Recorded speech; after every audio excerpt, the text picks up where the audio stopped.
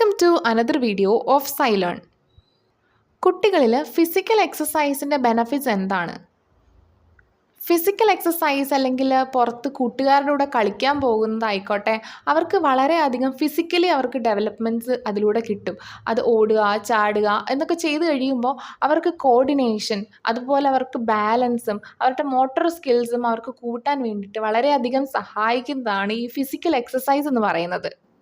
അതുപോലെ അവരുടെ കൊഗ്നിറ്റീവ് ആയിട്ടുള്ള ഡെവലപ്മെൻറ്റ്, അത് ക്രിയേറ്റീവ് ആയിട്ടുള്ള തിങ്കിങ്ങിന്, ക്രിട്ടിക്കൽ ആയിട്ടുള്ള തിങ്കിങ്ങിനൊക്കെ വളരെയധികം ഈ ഫിസിക്കൽ എക്സസൈസ്, അതുപോലെ പസിൽസ്, ബിൽഡിംഗ് ഗെയിം ബ്ലോക്സ് ഉണ്ടല്ലോ, ഇതുപോലത്തെ ഗെയിംസൊക്കെ ഈ കുട്ടികളിൽ വളരെയധികം കോഗ്നിറ്റീവ് ഡെവലപ്മെൻറ്റിന് ഹെൽപ്പ് ചെയ്യുന്നുണ്ട്.